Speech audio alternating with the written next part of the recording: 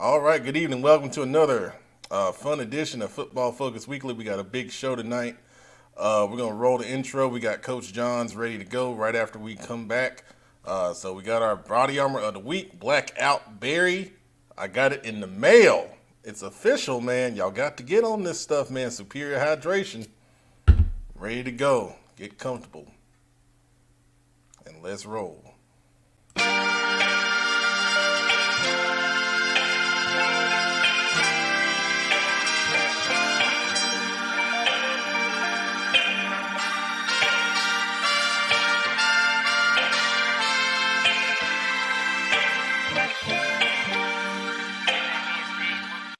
I'm slamming this week is snow tubing.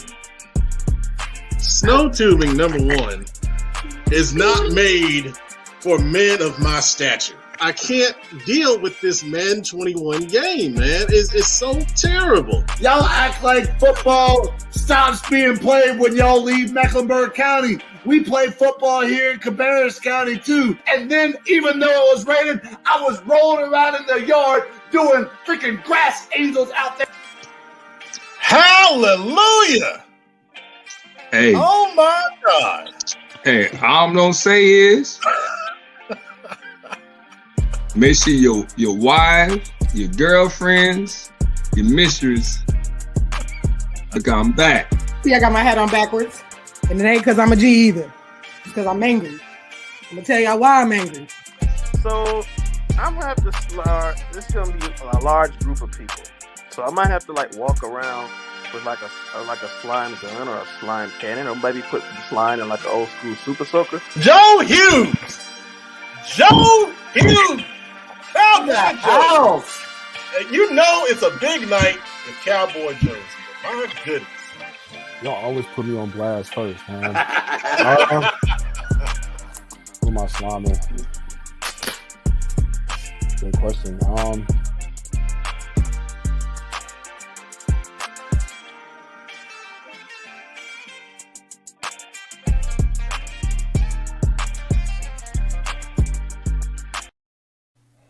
All right, once again, welcome to Football Focus Weekly. I'm the Pet Man, Matt Morrow. We've got 3 comments already. Big Shelby already here from the start. Oh, man. All right, we're going to talk about that big game here in just a little bit. But right now, we've got a great head coach with us. He is the head coach of the Mount Pleasant Tigers. His name is Mike Johns, and we're going to bring him on the show right now. Coach, how we doing tonight? Great. Thanks for having me, gentlemen. Absolutely. It's a pleasure to have you on the show. Coach, you guys are off to a great start, man. 3-0. What's been the key to the success, for your Tigers so far? Well, we had several starters come back on defense. And our front seven, we had a lot of experience there. And that's, we've been able to stop the run exceptionally well. And we got off to a good starter. We lost 9 starters on offense. So, it's been a rebuilding process, but we got some good young talent on the offensive side, and they're getting better every week. Absolutely. So you mentioned, 9 starters back on defense. Who are some guys on that side of the ball that have really, stood out specifically to you? Well, our linebacker play has been exceptional. Dylan Kahn has done a great job. Jacob Craver at outside linebacker, and our young guys have done a really good job. Brennan's been really good. He had to miss the first. He was out the first week, but he's been exceptional the last 2 weeks. And if you guys have seen the paper, we've had to run. We've had Brennan play a little bit more running back this year, and he's done a fantastic job. So he had 100 yards last week, and that really helped us in our. That was a key in our victory over Walkerton. So, I'm just just really pleased with how our front 4 are playing really well. We got Bobby Fink back, who had an exceptional year, but the other guys are coming in and doing a great job. Ryan Stansel, Colin Cook. Jacob Allman has done really well. So, we're getting there. And, like I said, our front seven's been solid. I'm really looking forward to this matchup this week. It's going to be completely different than what we've seen the first 3 weeks. And Eric's doing a fantastic job at Northwest. And, they're 0-3, but they're 0-3 against 3 really solid teams. So we're going to have our hands full and really looking forward to that matchup. Yeah, that is a big one. If you guys aren't aware, Mount Pleasant is taking on Northwest Cabarrus this week in another, Cabarrus County matchup. Coach, you've been at Mount Pleasant for a long time, and I want to ask you, throughout your career at Mount Pleasant, just your general thoughts about why have you stayed there so long? What makes it a great place to coach at? And just some general ideas or thoughts, throughout the course of your career with the Tigers. Well, you look and you see a lot of coaches that are very successful going to different schools every 5 to 7 years. And then you see the coaches that are at one school for a long time. And I think just my personality and my makeup bodes well better for just being at the same place. I had 6 really good years at West Stanley as an assistant coach, worked under Mark Little, Larry Wagner, worked with some great coaches there. And I told my wife, I said, if I get to a school I really love and care about, I'm sticking it. And it's just been a really good fit for me. I've had some great coaches and some great players over the years, and it's just been a blast. And it's a family thing. I mean, my 3 sons played for me, between 2009 and 2016, and you can't ask for a legacy like that. It's just been a lot of fun. That's well said, Coach. And it's refreshing. It's refreshing. You see a lot of coaches, always trying to take that next step and, find the next, flashy thing, the next big thing, or the next challenge, so to speak. And it's a lot, in this day and time to stick with, one place and build that legacy and build that kind of history, and, it's refreshing. And that's awesome for sure, man. Well, Matt, and I'm coaching sons of my former players, so that's exciting too. Oh yeah, for sure. Coach, we've had a lot of coaches on the show, of course, and one of the big themes we always ask about is COVID. Dealing with the pandemic, and we dealt with it in the spring, and now it's even worse. We thought it would be better by now, but it's worse now in the fall. From scheduling games to handling practice to, dealing with all of those, variables with COVID-19. What is that experience like as a head coach? Well, it's pins and needles. It's tough right off the get-go. Last year, we had an episode early in the season, and after that had none. And wow. We were very fortunate. We got on a roll, and I really, we followed the protocol.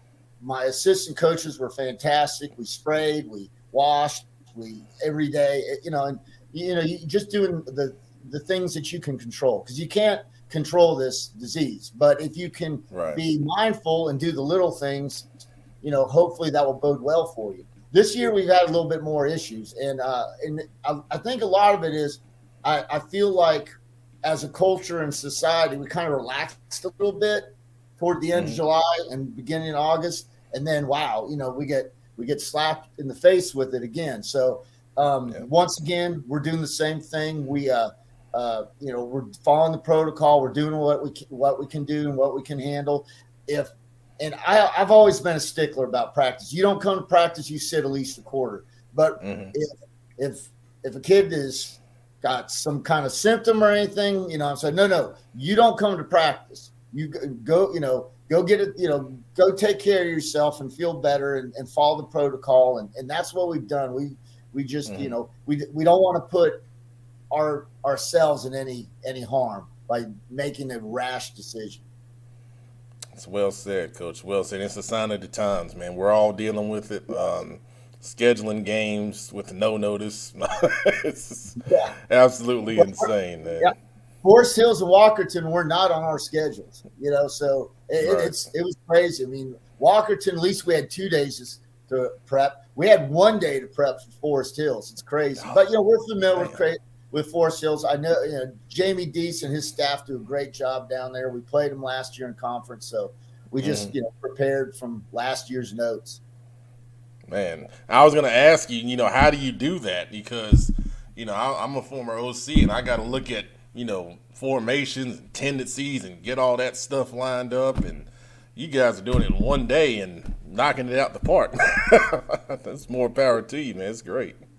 Well, what we try to do is we on defense in particular, Coach Williams does a great job saying, all right, if they're running, 21 personnel, we're doing this. If they're running 20 personnel, we're doing this. If they're 10 personnel, we're doing this. So we kind of have a base that we've been working on, and that's basically what we've done. We've stuck to what our players know and go from there, and it's really done well for us. I'm really, our assistant coaches, we've just stuck to the game plan, and it's worked out really well. Offensively, it's a little more difficult, and you can see in those 2 games it was difficult for their offenses too.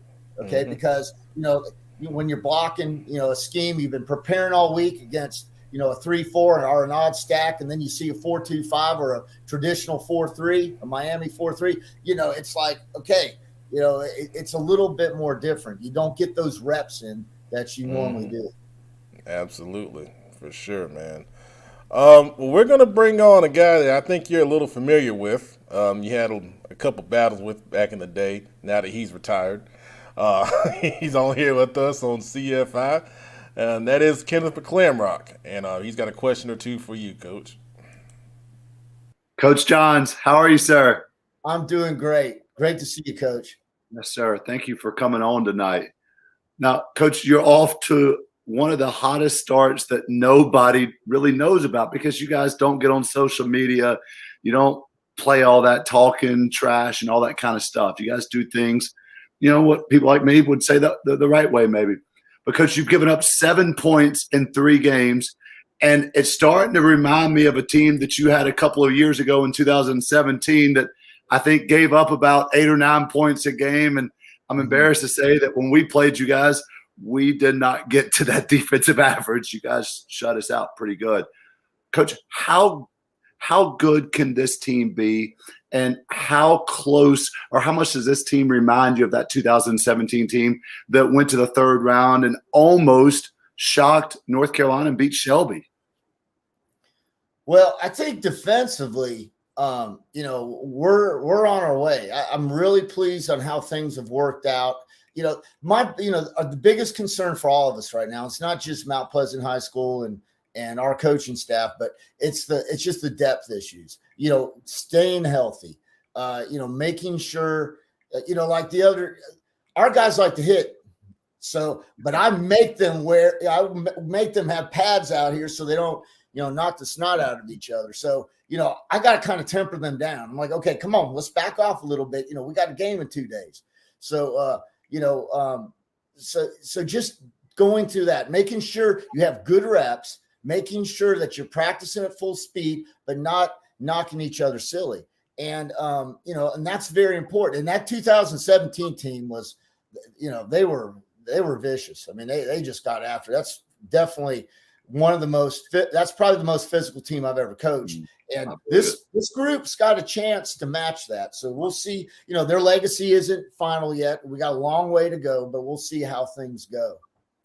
Coach, I think anybody who's ever played against you or coached against you or been to your games know that you do so much with the talent that you have available to you. And so much of that has to be the culture that Coach Johns brings to the table. Coach, what is the secret sauce to that culture? What do you do that maybe other coaches don't do? And without giving away too many secrets, but what is it about the culture of Mount Pleasant, that whole our town, our team thought process? How do you get kids to buy into that? Well, it's just a year after year thing. We're very physical. We always have been. And when we're not very, successful, and we put a lot of emphasis on O-line and D-line play because our skilled players are about the same every year, more or less. Now, we had some exceptional ones last year. I mean, I had a great track team out there last year, and we went and rolled the conference track meet too. So we had some speed. I mean, but the thing is, we want to be physical. We talk about hammer, and that's kind of something that we've been doing for years, and being physical. The Cody Reese days, the Jose Sanchez days, we always had really good, solid line play with a back that, could carry the ball, and our quarterback play too. I mean, Ryan had a phenomenal year last year, and he had Maxwell and Bryce to throw to every week, and Hank, and they did an exceptional job. But I think as far as culture goes, I love my players, and I know I really do. And, I care for them. I'm not perfect.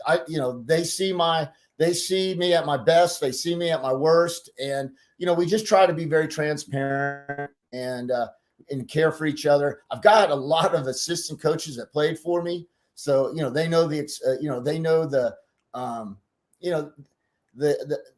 what we're trying to do and what we're trying to accomplish. And it's great. And I love it.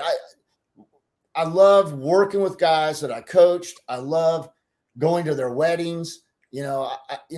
That's all that stuff is great. And, and that's what you can do when you're at a place for 23 years.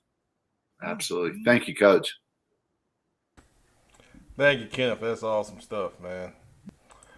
Coach, you mentioned one of those players when you were kind of talking about the history, and that's Cody Reese. And, we were talking before the show a few years ago, me and my partner, we call him the producer on the show, we came up there because I had to see him live. He kept putting up all these video game numbers, and I said, man, there's no way this guy's getting 40-something carries every game. They got to be lying about these numbers. So we went up there, and lo and behold, no, you weren't. He had 47 carries for 280-something yards, and you guys beat Parkwood that night. So just talk to me a little bit about Cody, and, if you know what he's up to, that'd be great. Well, yeah, Cody's an MMA fighter now. He went and played a year of college football and didn't really like college. And college is not for everybody. But I'm so proud of him. He found a career that he enjoys and he likes. He stays in touch. My middle son and him, communicate a lot. And that was the other great thing about Cody is, the Reeses are part of our family. He lost his dad while his third brother was playing for me. I mean, we're close. We're tight knit. And Cody played with. He was right in between two of my sons, my middle son Robert, my youngest son Adam. So they have a strong relationship with him still to this day. And it's just he was tough. I'm telling you, the numbers were staggering. He's got one of the best years. That one year, he has one of the best years in North Carolina State history. I think he's in the top 10 as far as, and I think carries wise, he might be like 2 or 3. And I think numbers wise, it's way up there.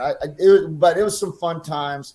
We had some big wins, and just some great experiences. We went to the semis his junior year, and we went to the quarters his senior year. And I mean,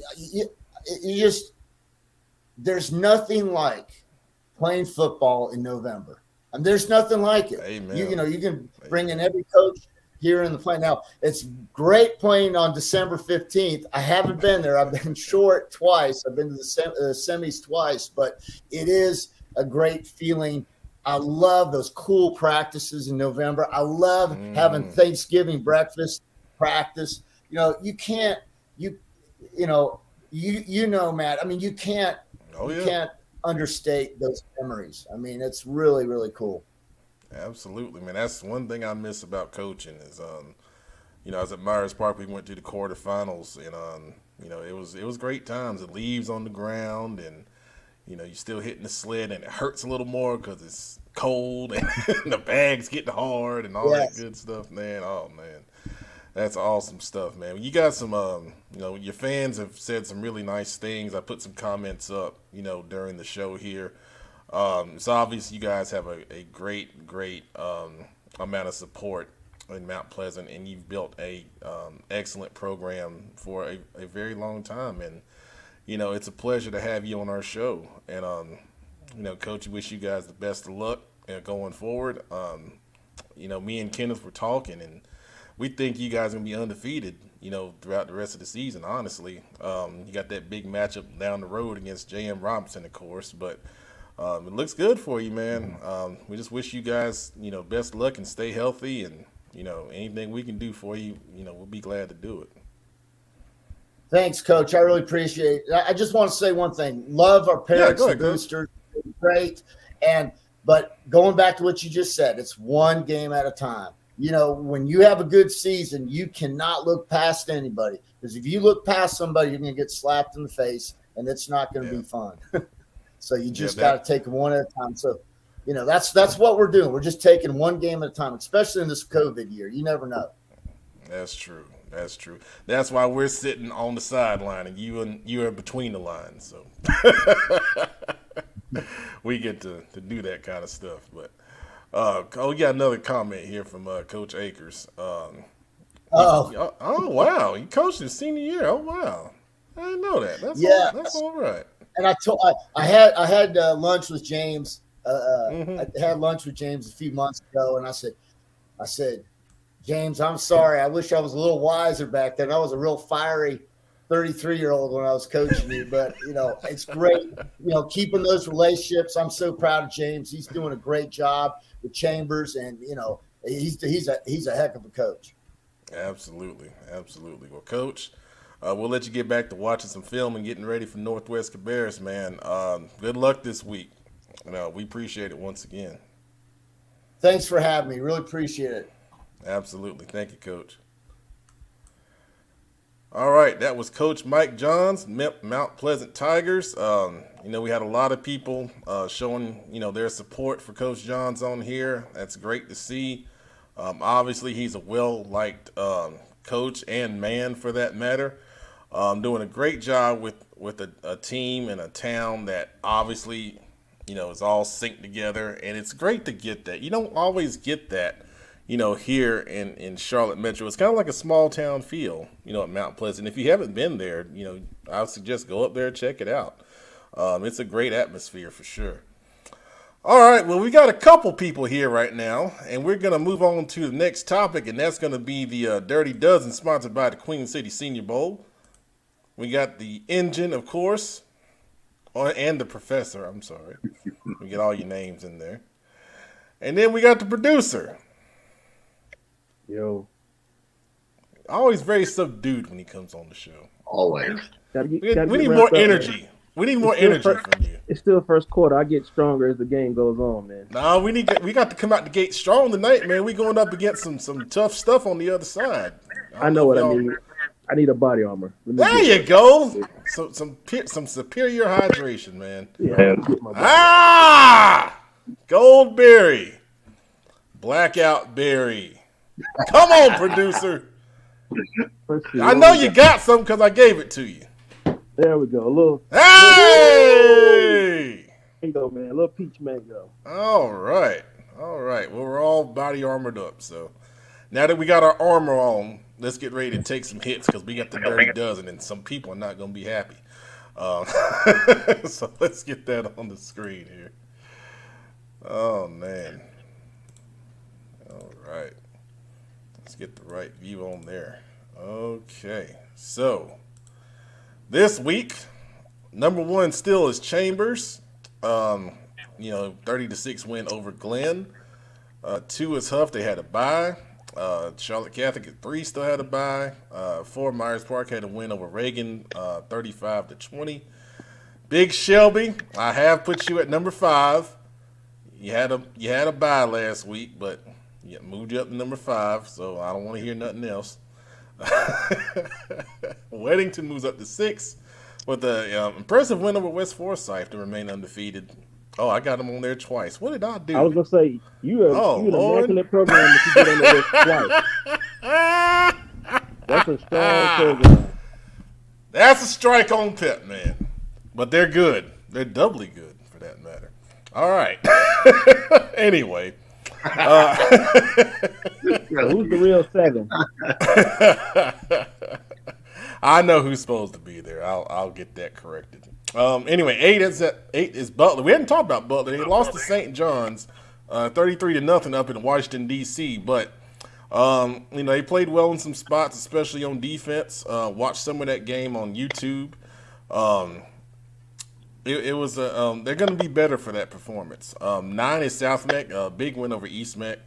Argykill moves into the poll at 10, beating Marvin Ridge in an impressive victory, 26-7. Hickory Ridge is back in at 11. We saw them defeat South Point last week, and then 12 is Porter Ridge with a bye. What do you guys think about that? Besides my obvious snafu. I need to know who the real 7 is first. I'm going to put it in there. Actually, you know what? I'm going to put it in there while you guys talk about what you just saw. So, hold on. All right, now let's talk about what you saw now. Go ahead now. The first thing that jumps out to me is, once again, we play football down here in Cabarrus County.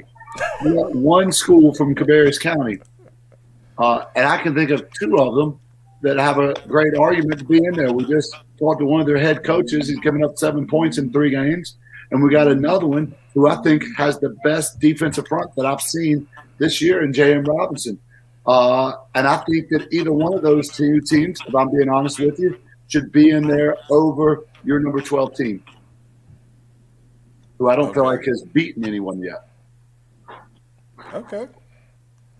Producer, what do you think? Well, I was thinking Someone's that. at the door, Pep. I got to find out what's going on. You don't knock at my door at nighttime. Uh-oh. Well, all right. What I was going to say, I certainly agree with that stance that I believe J.M. Robinson can make a big claim to sneak in there. Seems like a lot of their success from the spring has carried over into the fall, and as a program, that's what you wanted. The spring season for a lot of teams was kind of a tune-up for this fall season they're in. I agree with Butler falling some spots, but not completely out of it. Like, that's a whole different animal they went to play, not a team or a program they're familiar with. So that was a tough task, especially with travel and everything. Chambers, not much you can say there. They're going to be in that spot until winning. If they ever be defeated, they're going to be there. So that's understandable or whatever. A lot of buys in this for this week, so it's kind of hard to decide where to put teams that didn't play over teams that did. But I think that first half is good. Mike can make a case for the JM in there on that right side though. But I think you're pretty solid, pretty good to go on that left side, that 1 through 6.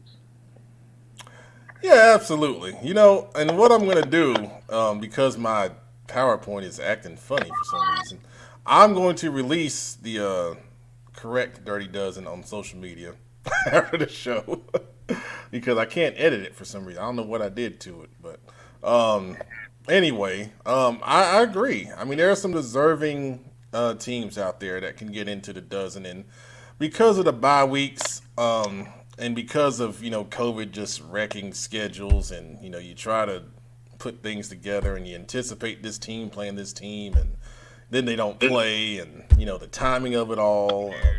Typically I do this on Monday, so it's rough. It's rough. I mean, you guys on these comments are hell, boy.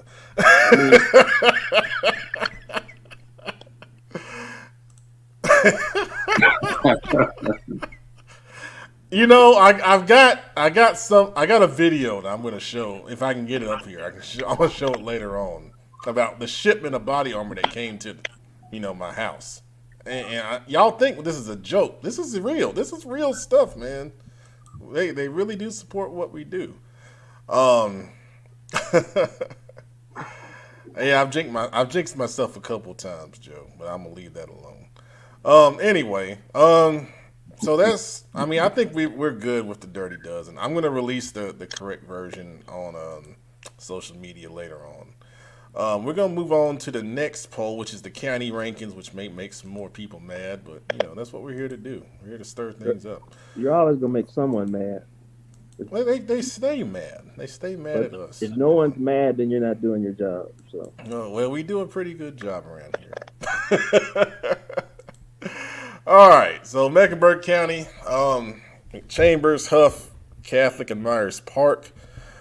Gaston County. Gaston County is the hardest one to do because it's just hard because, Ashbrook's been hit with COVID, but I still think they're a good team. They haven't played yet. So it's hard to, just totally discount them because, they haven't shown what they are. But they do get to play this week, thank goodness. Stuart Kramer beating East Gaston to put them at 4, and Mountain Island's still undefeated. And then South Point, we did see them lose to Hickory Ridge, but I thought they did some good things, especially on the ground. We all know they can run the ball no matter what. So I still got them as the number 1 team in Gaston. And then Cabarrus, like you said, Kenneth, you got a good point. I mean, all those teams right there are undefeated. So you do play football in Cabarrus County for sure. And it's except Hickory Ridge. Oh, yeah, except Hickory. I'm sorry. But I think they're the most talented team, out of the group. And that's why I still have them number 1, even though they lost to Charlotte Catholic earlier this season. And in Cleveland County, Shelby right now is clearly at the top. In Kings Mountain, Burns, and Crest. Kings Mountain beating Burns put them back at number 2, giving Burns their first loss of the season. And Crest has only played once. So, once again, this stuff is, really, really crazy. Union County, Weddington and Porter Ridge undefeated, but Porter Ridge is out right now with the pandemic. Marvin Ridge, that's a disappointing loss. I thought they were going to play Ardrey Keller a little closer than they did. And then Monroe has bounced back from their week 1 loss. And then in the upstate, I still have South Point number 1. Catawba Ridge lost to Greenwood 17-14. That was a little bit of a surprise. But Greenwood is a good team down there in South Carolina. I believe that Catawba Ridge is coming to Cabarrus County Friday night. Yes, they are. They are. They're playing West Cabarrus. That's an interesting matchup. We'll talk. I don't know if I have it on the list or not, but, we can talk about that a little later for sure. Was that an impromptu game, too?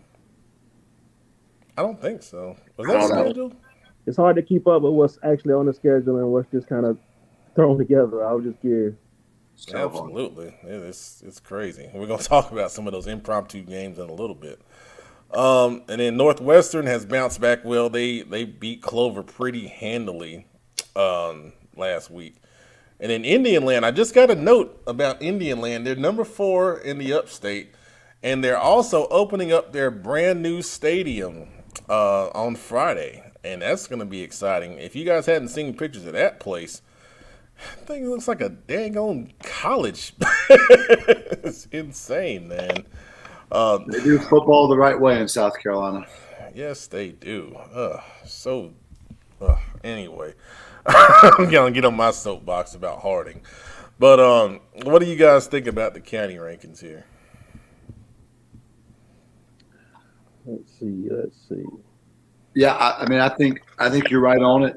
I think the upstate, we're going to find out a lot when South Point travels to Big Shelby this week for a huge matchup that no one expected yesterday. Mm-hmm. Weddington is still playing stinking good football. I think you're right on them, Pep. I think all the way across the board, I agree with Gaston County being a little bit tougher because COVID hit them a little bit harder early on. But I think you're right on this one. All right, producer, what you think? People are a little doubt. It's kind of good to see them there. A lot of people were sort of doubting Weddington at the beginning of the season, as far as would they be themselves, so to speak. So it's good to see them kind of prove the doubters wrong, so to speak. But given the circumstances, I think you're spot on here. It does pose a challenge where you have some teams like in Cleveland where you got teams that have played 2 or 3 games and then Crest with 1. So it's kind of hard to compare those bodies of work. you kind of had to just go by the talent. So, but given the circumstances and the uncertainty around certain things, I think, I don't see anything where I would definitively say I would move anyone, given what's played. I still think Hickory Ridge deserves to be there, given the talent and the body work. That loss they had was not, what you would call a bad loss at all, because they lost to another really good team. So, given that, I think Hickory Ridge still should be there, even though teams under them are undefeated. So, I think Weddington plays Audrey Kell this week, and I think Porter Ridge plays Butler, if that's still the case. No, Big C strikes again. Yeah, unfortunately. All right, so comments here. You guys.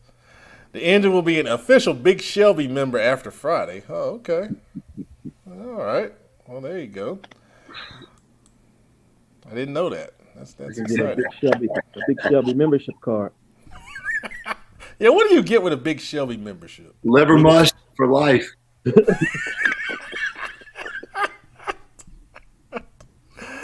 Oh, Ashbrook faces a tough one against West Lincoln. Yes, they do. That's going to be an interesting matchup for sure. Also, Joe, lost to Greenwood, talking about Catawba Ridge, is not a bad loss at all. Dropped down from 5A this year. Oh, okay. Some good insight right there about Greenwood. Let's see. You're right, Mizzle. You're right. It's almost like we just take it and we just throw it in the trash. We did that thing in the beginning of the season where we released where we were going for the first 4 weeks. I don't think we've been to any of those games. I don't think so. Sadly. I mean, there are COVID makeup games being canceled. COVID rescheduled games. It is insane. So update on Porter Ridge. They're off next week versus AK. There you go. Kyle, we got a debate on that one. We got some big games this week, man. That's gonna be. There's a lot of big games. A lot of good stuff. Yes, absolutely. Pep, what makes that game so interesting is last year's Hickory Ridge's JV team beat Vance's JV team. And so there's a little bit of excitement there. I mean, Hickory Ridge kids are going to go in feeling pretty good. Of course, Chambers always gets everybody's best shot because when you're the big dogs, everybody's going to take their best punch at you. And that's why, it's so tough for Chambers because every week their kids have to play up because they're always playing against everybody's best. And that's what's been so impressive about Chambers these last couple of seasons is Coach Ferb and company have been able to keep their guys up, keep their heads on right. And, of course, they've been lucky and they haven't had some injuries that other teams have had. They haven't had the big C that some other teams have had. So it is a huge game. I agree. So I'm going to play you guys our interview with Christian Hamilton after the South Point game, and I'm going to get it up on the screen. But what he said, kind of slightly went viral, and the Chambers guys definitely saw it, and I think it's going to add a little bit of spice, to this week's game on a Friday night. So I'm going to get that on the screen. We can check it out. Let's see here.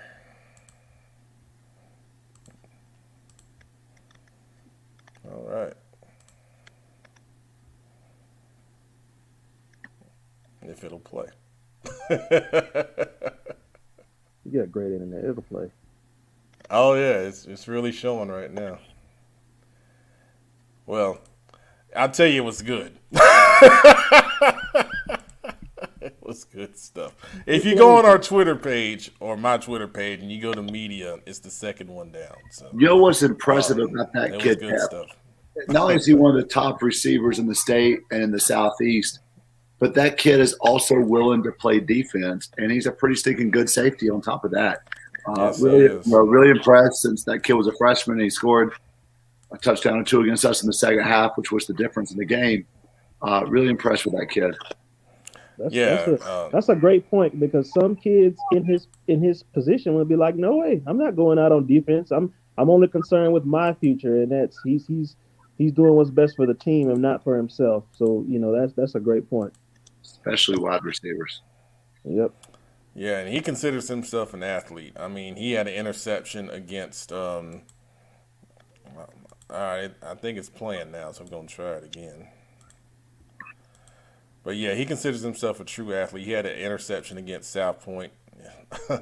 It was a 50-50 ball, to put it mildly. And he went up there and high pointed it and got it done. Because he did everything tonight.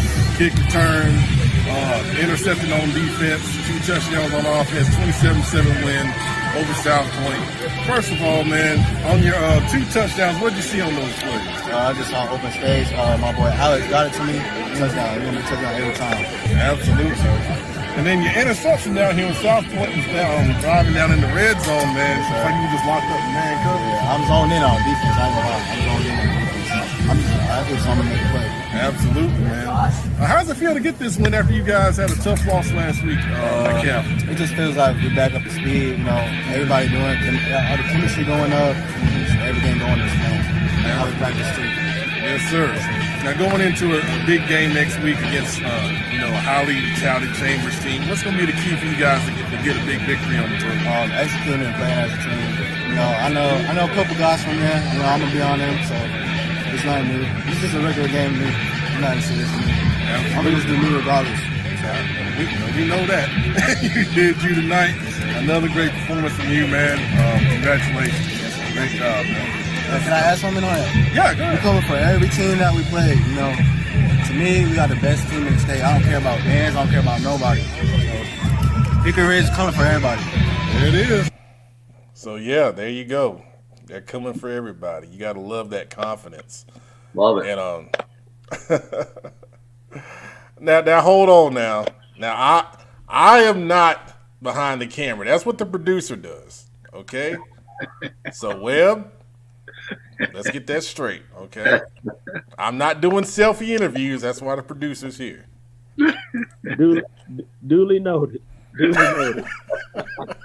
I won't comment specifically on what he said, but duly noted. All right, so let's move on to the CMS best to last, because we got some movement there. And we'll get that back up on the screen.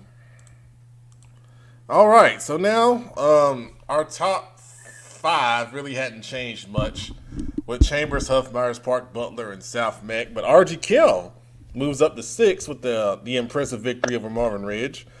Olympic at 7. They defeated Hopewell 35-13. Mallard Creek moves up to 8. We saw they defeated Providence 28-20. That was a good win for them. West Charlotte at 9, moving to 2-0. 15-6 victory over Independence. Because of the loss, Providence moves down to 10. North Meck got in the win column over Harding, 27-14. They're at 11. West Meck 3-0, win over Garinger. They're at 12. Independence drops to 13. Berry has been out with the pandemic. They're playing this week. An interesting game against North Meck at 14. Hopewell 15, Harding 16, and then you got the rest on the way down there. So, guys, what do you think about the CMS best to last right there? Well, shout out to Mallard Creek. I think this is, if I'm not mistaken, going back to the spring, this is the highest they've been in quite some time. So they're starting to get their mojo back a little bit, so to speak. It's not going to be a major change, but I think with them being 3-0, I think I'd switch. I think I'd put West Meck at 11, North Meck 12. Not a major change, but 3-0 is 3-0, so you can't really knock that. That's the only change that I think I personally would make. I think the West Meck faithful might back me on that one. But other than that, I think of course they're gonna back you. I'm just stating obvious, but that top 9 definitely. I think you're good with those. Pep, I think it's good to see West Charlotte in the top 10. We need teams on the west side to be successful. Charlotte football is better whenever the west side has better talent and they're winning football games. So a 2-0, kudos to Coach Griner and his staff. I think that you're pretty stinking close. I like North Meck at 11. I think they played some good football. That they lost a close one to Kannapolis, and I think that it gave them a lot of confidence. And then obviously knocking off Hardin this past week gives them confidence going into a really tough game versus Philip LeBerry. I think that game is huge. That game is going to be huge for both of those two schools because both of those schools still feel like their team's on the rise, and both of those two schools are fighting to keep their kids in the building. And so that game is huge, if for nothing else, to keep kids in your program for next year. Absolutely. West Charlotte and West Meck, they're on a collision course for a big game early in conference play. I believe they play the 24th. They're the only 2 3A teams in their conference. The winner of that game is probably going to go to the playoffs. Lock in. Yeah, so, and both of them being undefeated right now is, probably not something we could have predicted. So, West Side football, man, it's exciting with, West Charlotte, West Meck and Berry undefeated, and Harding, being a much better team than they were in the spring. So, Harding plays West Meck this week, part of the West Side Championship Series. And that's going to be an interesting game, I think as well. That's the best of last right there. Do we know that? Has Butler picked up a game yet? Do we know that? Have not heard. I don't know if they're looking or if they're just going to take the week off, but I haven't heard either way. But now we got something to talk about. It's a lot of this craziness that's going on out here with COVID-19 and COVID game scheduling. It is an absolute mess. We're all doing the best we can trying to, get these games lined up and get these coaches lined up to play each other in a short period of time. Kenneth, I thought you had a great post the other day kind of talking about this, and I'll let you go first here. Well, the mission statement, the purpose statement of the North Carolina High School Athletic Association is this, and I quote, "The mission of the NCHSAA is to provide governance and leadership for interscholastic athletic programs in North Carolina." And I just don't feel like the NCHSAA is following through on that mission statement. And they have done nothing since North Carolina high schools started playing sports back in December to remedy this mess that has been created by COVID. All it would take for the North Carolina High School Athletic Association to do is to create a locked form that is divided by all the different varsity and junior varsity sports, football, basketball, swimming, track and field, etc. But it's even easier than that because there's only one season going on at a time. And every coach and athletic director, every school, every principal, they send out emails every single month to every principal and every AD. They send them a special code. This is super easy. That special code gets that school into this locked form. And once they're in that locked form, schools can post, hey, we just had a school back out. Today is Wednesday. We need a JV football game for tomorrow. Who can play us? We need a varsity football game for Friday, because this is what's happening, Pep. It's happening to you. It's happening to guys all over who are kind of like us. Last night, I had 4 coaches reach out to me. 4. Coach, do you know anybody that's looking for a game for this Friday? Now, luckily, fortunately, a game that we've already highlighted, we were able to get worked out. I was able to get these 2 teams together, and it's one of the biggest COVID rescheduled games in the state this week. But the state has provided zero governance, zero leadership.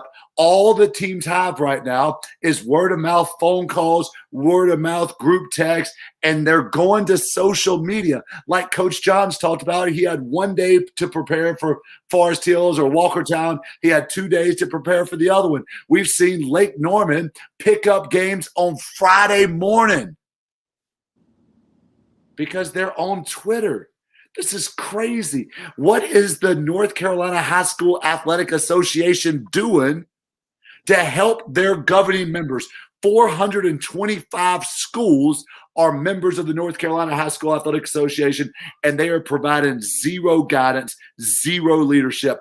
If the North Carolina High School Athletic Association was a principal, an athletic director, or a head coach, they would deserve to be fired. That is strong. Strong words, but I agree, man. I mean, I don't understand how we don't have a plan. We've been going through this since the spring. You got to anticipate. 19 months, Pep. 19 months. Since December, because that's when basketball started. And before that, volleyball. Yeah. I mean, we got to anticipate, these things were going to happen. And we already know, what your rules are. If you got to do contact tracing, some teams just aren't going to be able to play. Just leaving us out here to fend for ourselves it's like being asleep at the wheel, to be honest with you. It is. Today I saw the HB 91 bill pass the Senate, and now it's going to the House of Representatives. And, they made a statement, today about that. It's almost kind of like this whole HB 91 thing has all the attention, and then when the schools really need you the most, where are you? It's almost like the priorities are out of order, and that's concerning. That's concerning because we all know your livelihood is on the line here, and we all know when we're put on the line at our jobs, we got to step up and we got to perform. It seems like the opposite is the case here.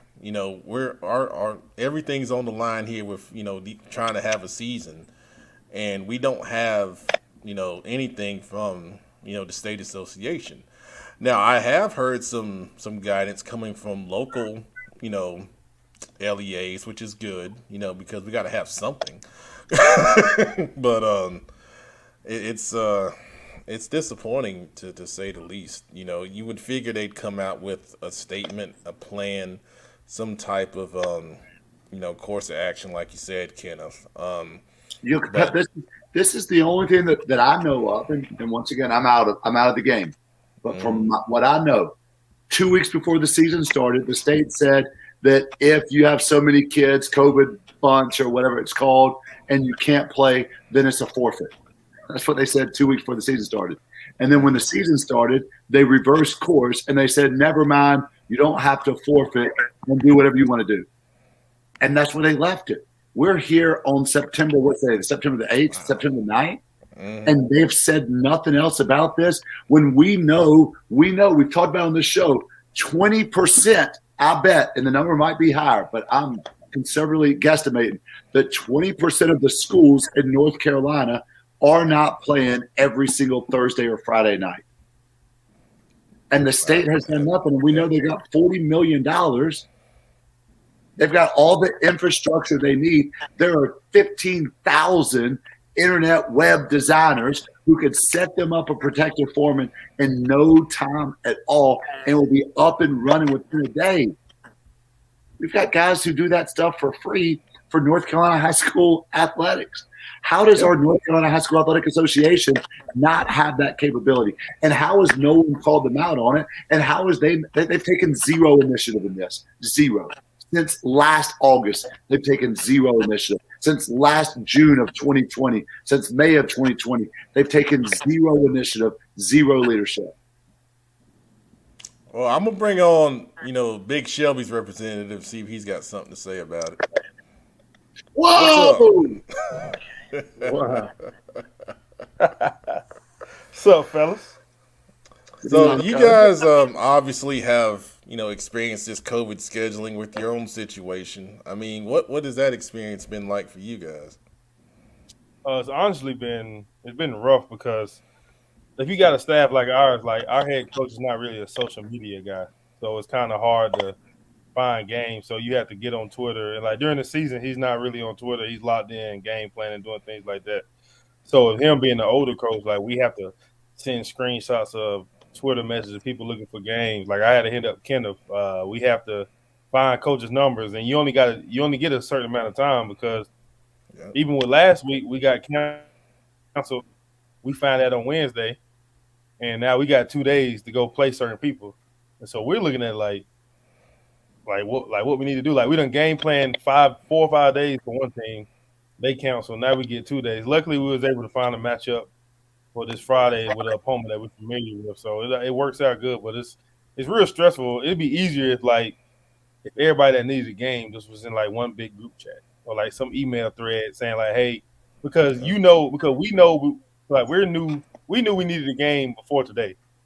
We found out yesterday, so we have some type of stupid way of hitting each other up like, hey, we need a game before we go public. It might be easier that way. Well said, man. Producer, you got any thoughts on this? I just, I got to give props and give a shout out to all the coaches out there that, that are dealing with this, because even before COVID, coaching is hard enough on its own. But now you got situations like Coach Webb alluded to, where you might prepare all week for a spread passing attack, and then come Friday night, you got a wing T coming at you. So you just have, you never know what's coming. So you just have to have your kids ready and just, at all times. So it's hard enough. So, I give them props to them for that, just to be ready at all times, because you never know what you're going to face on Friday. And I think it would be nice if coaches weren't out here just they're really on their own, fending for themselves. If you find a game, you find a game. If you don't, you don't. And now your team has one less game to play. So it's a shame that really the coaching staffs out here are on their own. It's almost like the NCHSAA just felt like, I think they just, just thought this was kind of blow over real easy. And maybe they were, they didn't realize the impact that COVID was going to have. So they thought it was, be a game here, a game there. But no, it's multiple games every week. So they didn't plan accordingly for this, and coaches are on their own. So, much props to all the coaches out there that are just, kind of dealing with uncertainty. And it's probably going to be like this at least for this whole season. So it's a shame, but I give them props for making it work. Yeah. Go ahead, Coach. No, I was just saying, it's going to be beyond football season. But the difference is in basketball, you got 23 games. Yeah. Yep. Then in It's basketball, going to be even worse. It's crazy. Like it's gonna be harder to. I think with basketball, it's gonna be hard, but it's gonna be a little easier because teams you're used to playing 2 times a week, maybe 3 times a week, but it's tough on football because it's like, how many weeks are your kids gonna keep preparing and then finding out that they're not playing? You know what I'm saying? It's hard to keep getting 15, 16, 17-year-old kids like, yeah, we getting ready for this game. We game plan. Wednesday, we don't got a game. Next week, Wednesday, we don't got a game. At some point, the kids gonna be like, "What are we doing here?" You know what I'm saying? Like, it's not like they're in college where they can do other things. Like in football, man, it's tough with the high school kids, especially on resources and stuff. We don't have everybody don't have the resources to keep like finding something for these kids to do or keep traveling all these different places. Like how I said, like one team's traveling like 4 or 5 hours for a game, and I'm like, yeah, who wants to? I think that's the Wallace Rose Hill in North Myrtle Beach, I believe, out on the coast. I mean, it's, I applaud the coaches that are doing things to make sure their players play. But we also have the other side of this where we got some teams that are trying to find games, and then, like I'll use the North Myrtle Beach coach, Matt Reel, for an example. I read today that he had talked with 47 teams to try and find a game, and he didn't get one till Wallace Rose Hill. So we've been talking about there's some teams that are avoiding some matchups. Because out here. I know for sure. Like I know when I said that 48 teams, I was like sometimes, let's be honest, people see Dutch Fork every week saying we need a game. I'm sure their phone is not ringing off the hook. You know what I'm saying?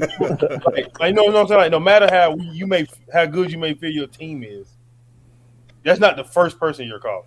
Because if it was that simple, you already you gonna have a game Tuesday. All right, just call Dutch Fork. I know they don't have a game. Like all these teams, I'm sure if Julius Chambers need a game, their phone is not ring. Their phone is not gonna ring off the hook. Well, I'm gonna just say this: Julius Chambers has not played a CMS team yet, so yeah. I'm just saying. It's a lot to go in. Like And honestly, a lot of them teams, they probably like, we're not about to be get put on a highlight tape. Especially not with 2 days of practice. You know? So, Sad but true. Sad but very true, man. All right, well, that's a good discussion on that topic. I'll put you guys in the background now because we got our next interview coming up, and that's going to be with North Meck defensive coordinator Daryl Vereen. And as soon as I get his, there we go. And we're going to bring on Coach Vereen to the show right now. Coach, how we doing tonight? Hey, what's going on, Matt? Man, I'm doing all right, man. I'd much rather talk to you as a defensive coordinator than as a running back for the North Meck Vikings because I coached against you back in the day. You ran all over my poor Harden Rams, and we had no way to stop you. So The good old days, right? Yes, sir. Yes, sir. So first of all, Coach, how's the season been for you guys up at North Meck so far? Like I heard a little bit, like he was saying, we had a Garinger game canceled. We had a Carson game that was scheduled as the rescheduled game for Garinger canceled.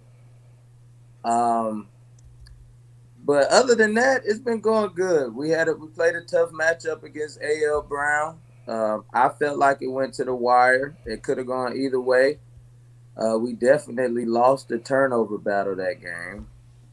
And then, like we said, Garinger was after that. We thought that'd be a pick-me-up game, and then they canceled. And then we had Carson. They called us the day of the game to cancel that game. So we went 2 weeks without playing a game, any live action like that. And then we came into Harden, and we kind of came out pretty strong against Harden. Very good. So that puts you guys at 1-1 on the season. Yeah. You know, it's rough to, try to get into a rhythm because of all these reschedules and cancellations and everything. During those 2 weeks that you didn't play, how did you keep your guys engaged in practice? Well, really we went live one day. We just took 15, 20 minutes and we just said live to the ground. Tackling circuit, we got this thing we call Bloody Tuesday, and we get bloody on Tuesday. It's gonna be a lot of hitting. Hey, if you forgot your pads, go back inside and we can give you some knee pads if you need it, but it's gonna be a tough day. So we had to just keep motivating them, giving them a little somebody to hit, and we made it through, luckily. Good stuff, man. Excellent. So, you're the defensive coordinator up at North Meck, man. Talk to me a little bit about what your defensive philosophy is, for the Vikings.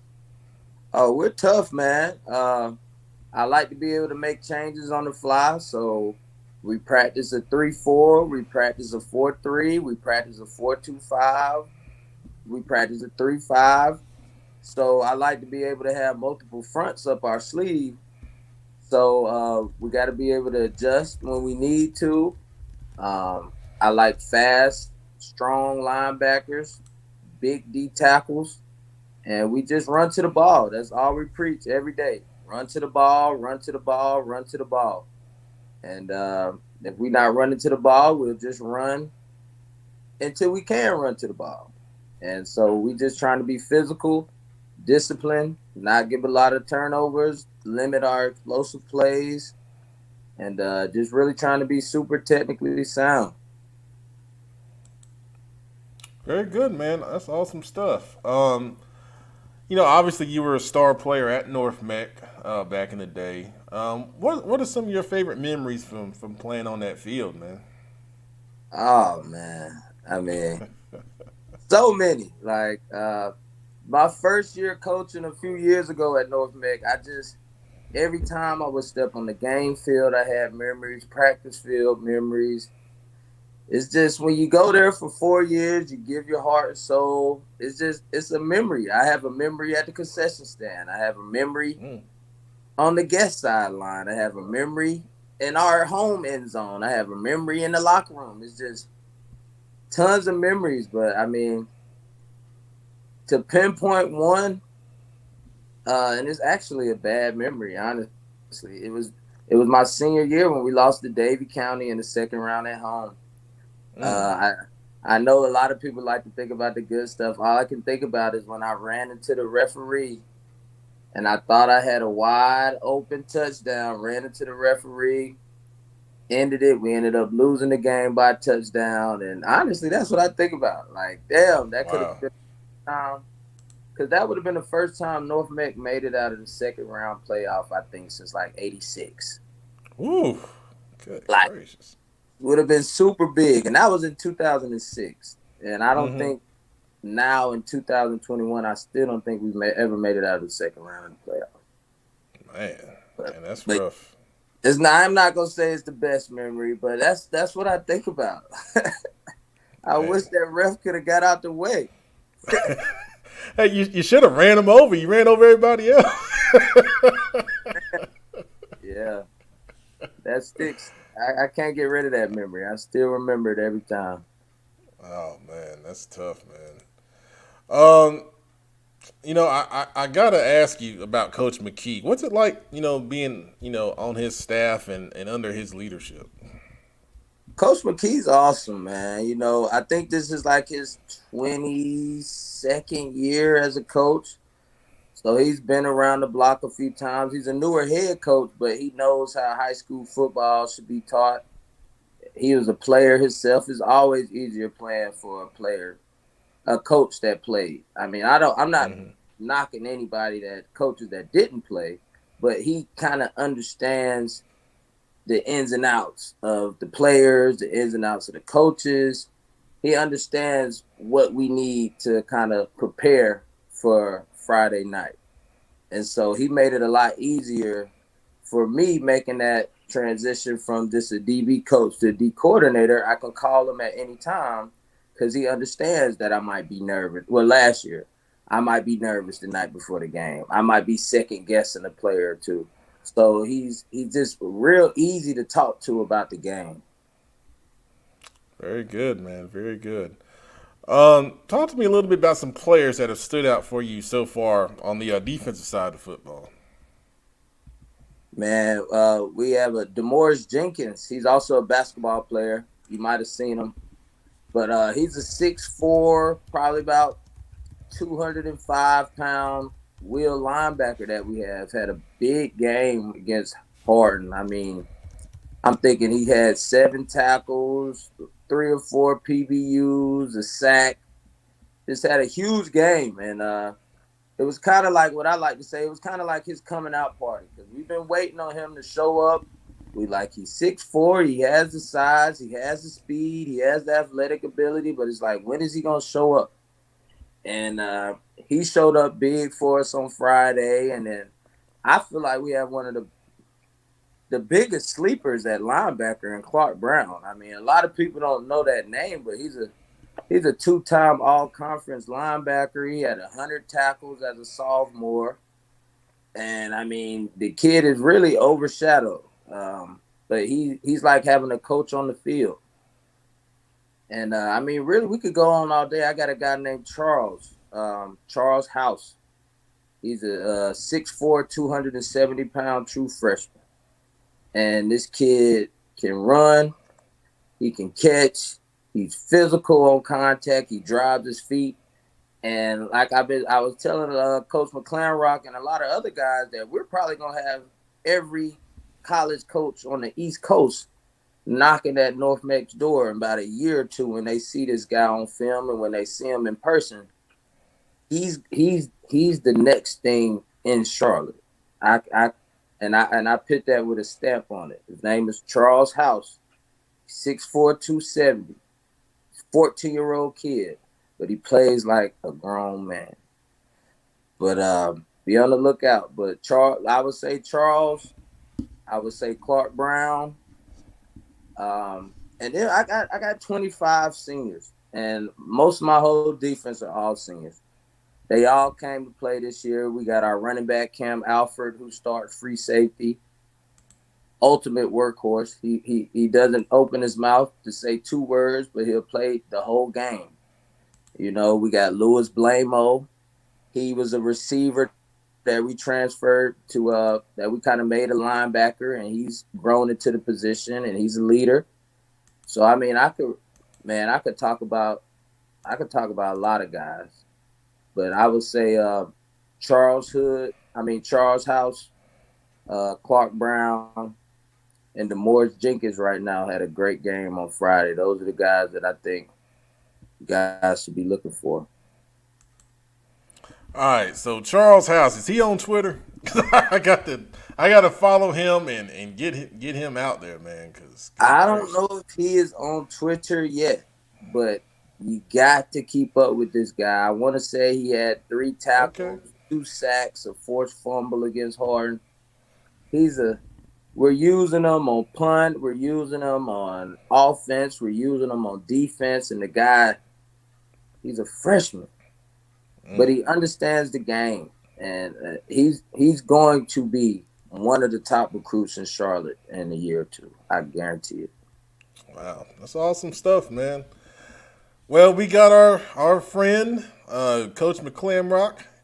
He's going to ask you a question or two, so I'm going to bring him on right now. All right. DV, the truth 22. What's up, big dog?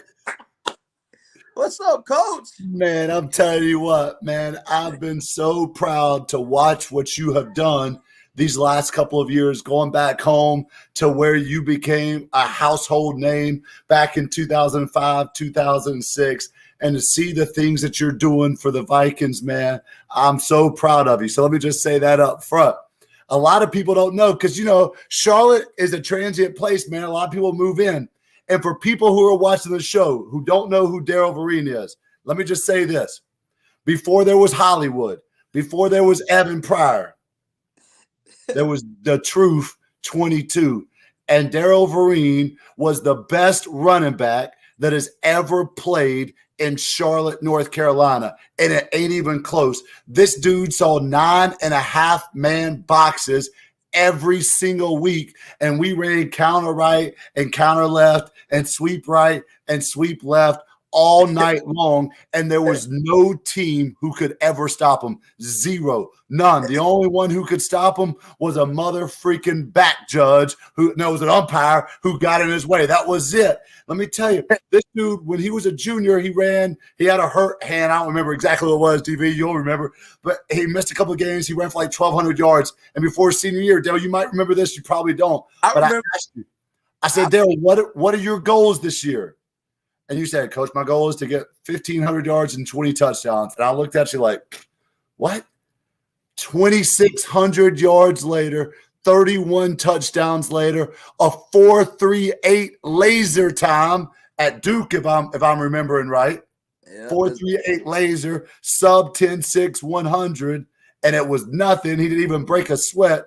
This dude was legit. Of course, he goes to Tennessee, plays outside linebacker. He goes up and plays in Canada with Alouettes, man. This dude is the truth. So, DV, my first question has got to be, man, for people my age, the old timers, man. I know you as the greatest running back that ever strapped up in Charlotte Mecklenburg. Man, how in the world did you become the defensive coordinator for the North Mac Vikings? Well, Coach, first of all, I want to say thank you for what you just said. A lot of great running backs. I could be the greatest. I don't know. But I want to say I did have a good run. I had a real good run. And but yeah, I want to start off by saying I appreciate that. But it just happened. I mean, Tennessee happened. What a lot of people might or might not know is Tennessee tends to recruit about 5 or 6 of us every year. And so I came. We knew it.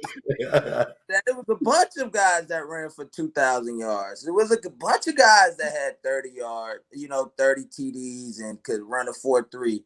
So I got there. Arian Foster was still in the building. Montario Hardesty was still in the building. Who's been on the show? We were stacked. And our former came to me. He said, "You either want to wait your turn or you want to try to play a little defense." And I mean, I've never been the one to want to sit and wait. So I'm like, let's just do it. Let's learn it. Put me on it. And so, long story short, I mean, I got to play under John Chavis, who's a legend, Chief. I got to play under Monty Kiffin, who was a legend.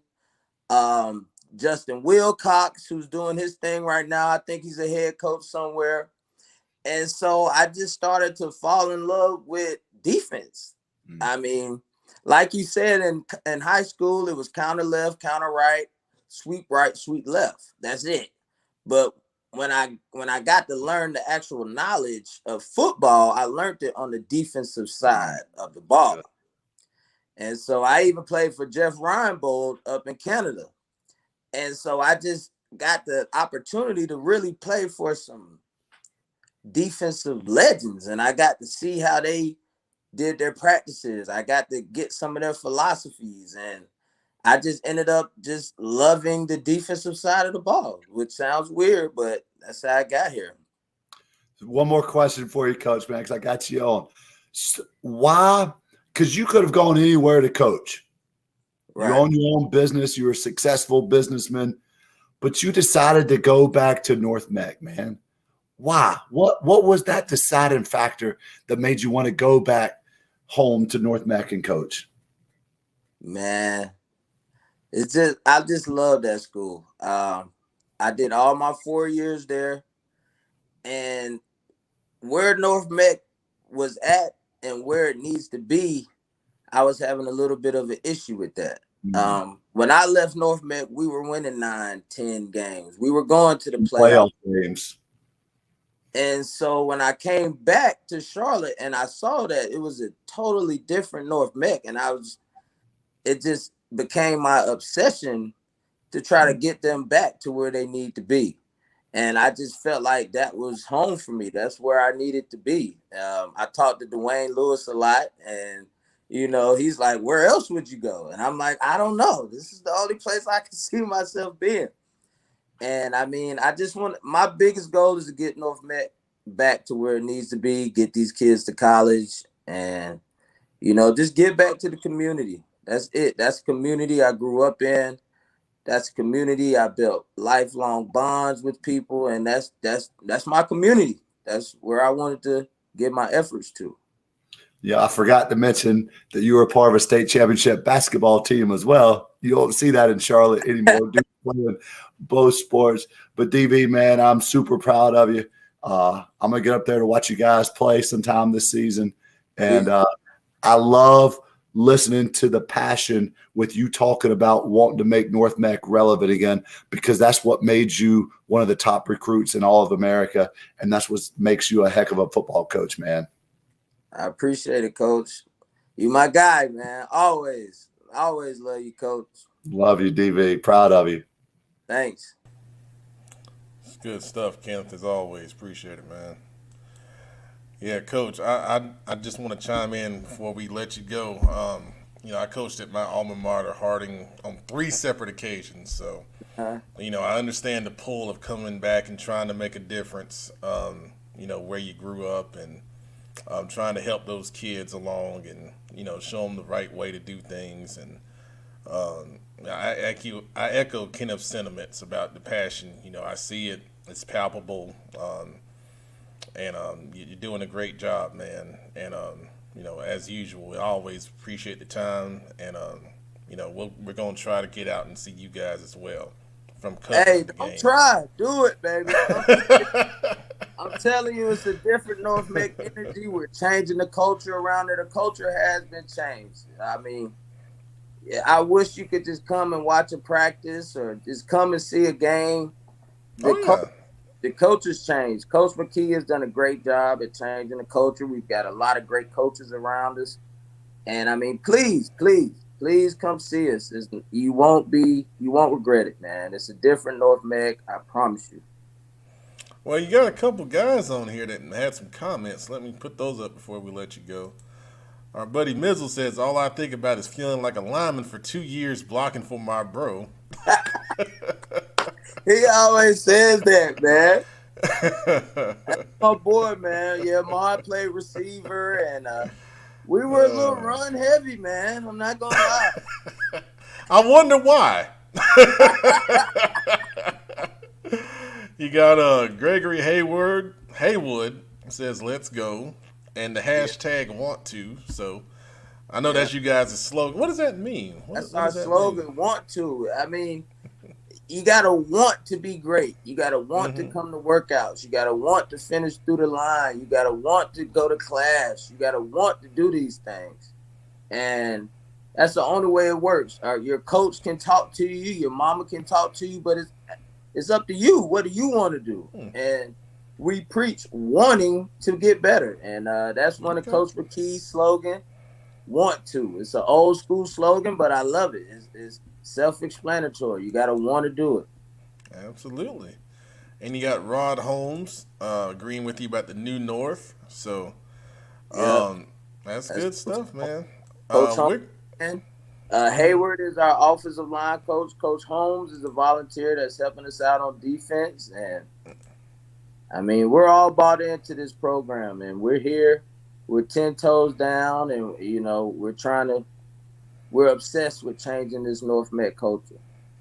Awesome. Good stuff, man. We're going to do our best to get out there and, catch a game and, see it live, for ourselves, man.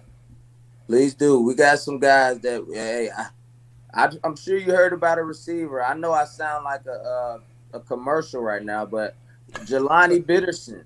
Oh, I know him. Receiver. We got some guys, man. Jeffrey McDonald had almost 200 yards last week against Hardin. I mean, we got a list of guys that are just being.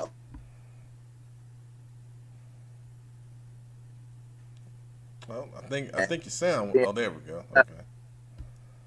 Yeah. I'm sorry. I gotta. No, you're good. You're good, Coach. But those guys you mentioned, Jeffrey McDonald was top 5 at our CFI camp, along with Clark Brown, and I believe Lewis was top 5 linebacker as well. So, Devin Cunningham at tight end. Yeah, he was top 5 at tight end. So yeah, trust me, we know. we know about him. Really, I see us surprising a few people this year. We're hungry. We're starving, actually, man. We haven't had the last 2 good seasons, so we're starving for a winning season this year, and I think we're on the way to it. Absolutely. Well, Coach, once again, we appreciate the time tonight, and we'll definitely see you guys soon, man. Yes, sir. Thank y'all. Y'all have a good one. Absolutely. Thank you, Coach. All right, so that was Coach Daryl Vereen, defense coordinator for the North Meck Vikings, doing some big things up on the north side of town for sure. So now we got, let me just bring him on first. I'll just let y'all see him because he wasn't here last week, so we got to give him a little time. What's up? I'm at the grocery store, man.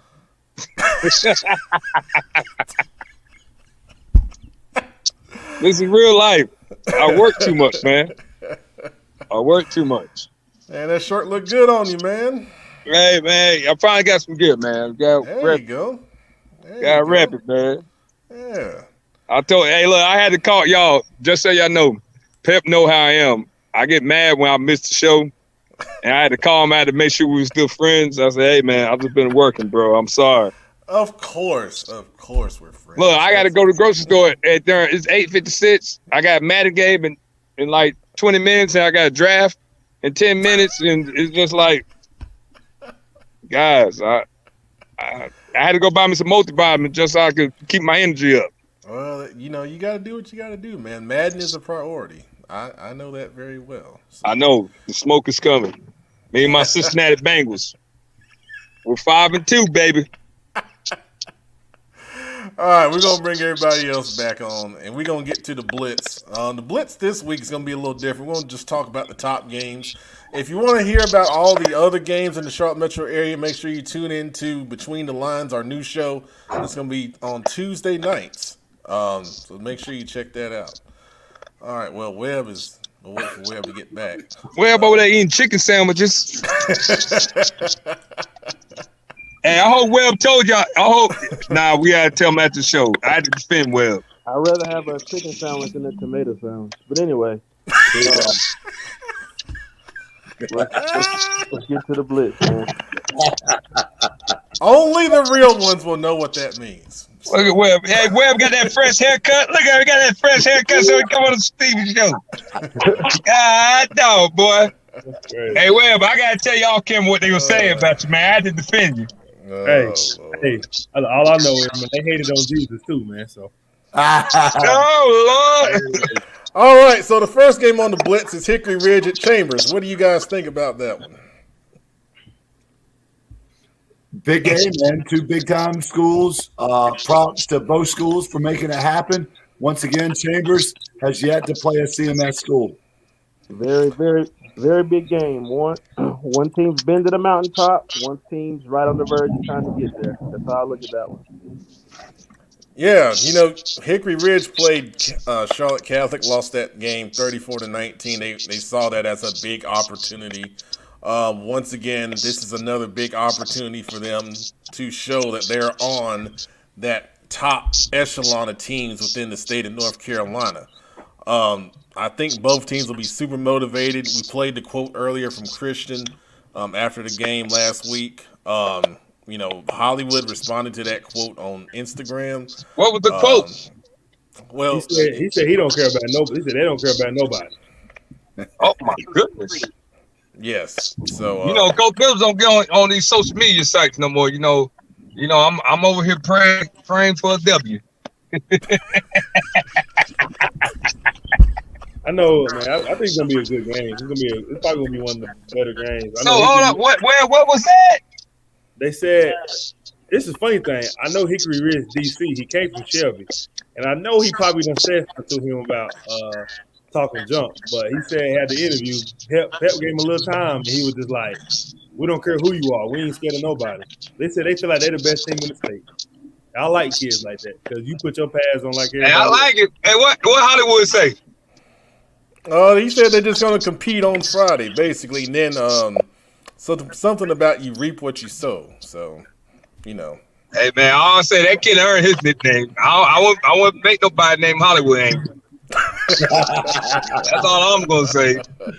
But I like it. Like Webb say, hey, bring back the junk talking.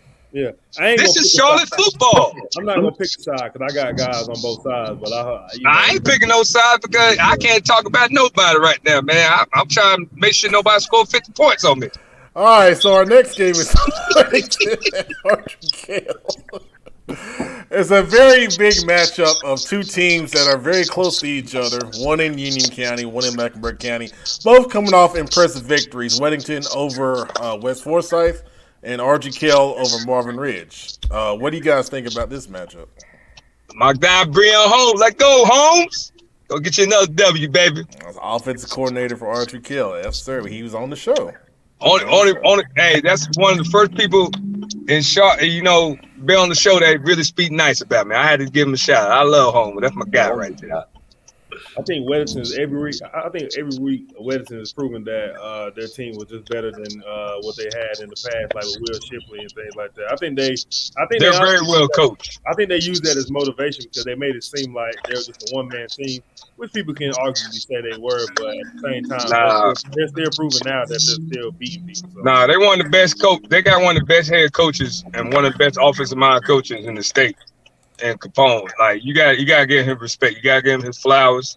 You gotta give him his respect. That's all I would say. Like he legit. Absolutely. My thoughts, and I talked about it on the Between the Lines show, which you can catch on Tuesday nights. You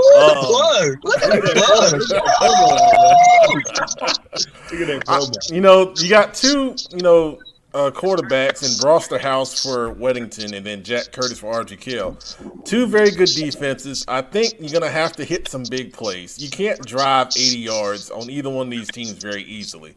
The team that's able to hit some big plays in the passing game especially, I think is going to come out with the victory on Friday night, in my opinion. All right, our next game, this is an interstate game. We got Myers Park going on the road to take on Buford in Georgia. 7:30 start.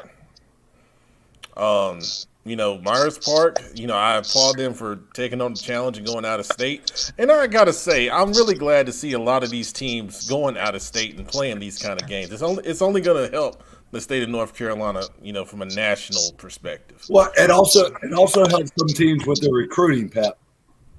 Yeah. Is my spot in the state of North Carolina?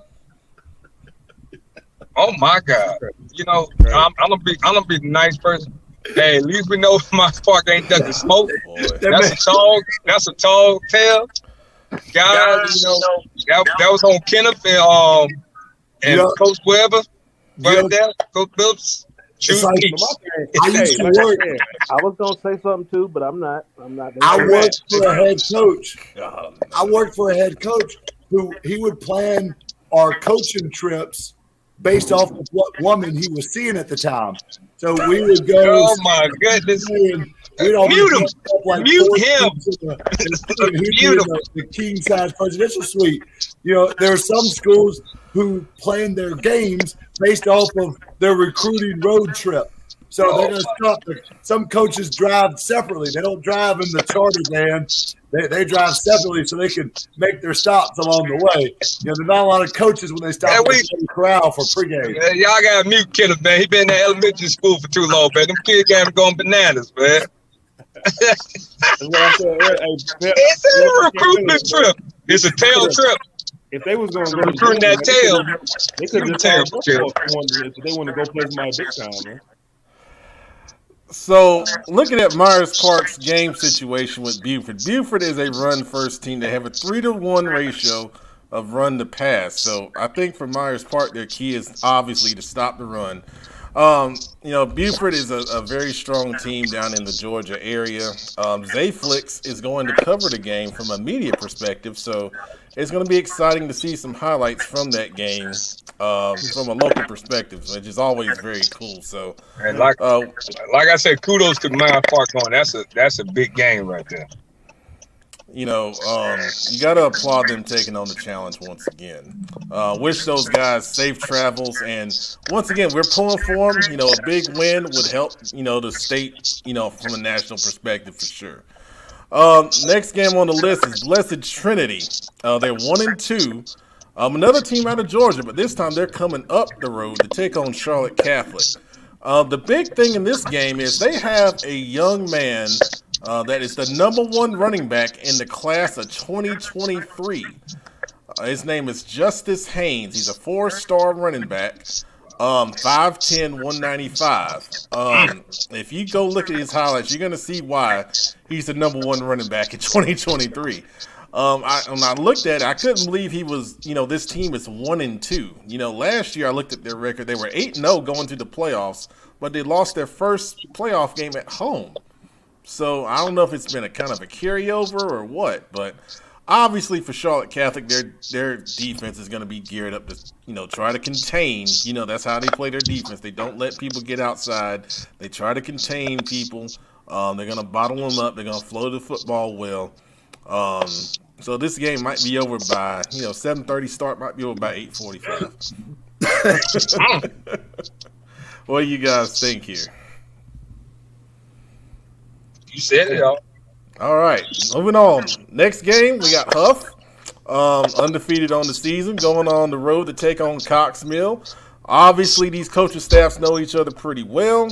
Coach Baker was at Huff previously as the offensive coordinator. Now he's over at Cox Mill. He knows them. They know him. So there's not going to be a lot of secrets.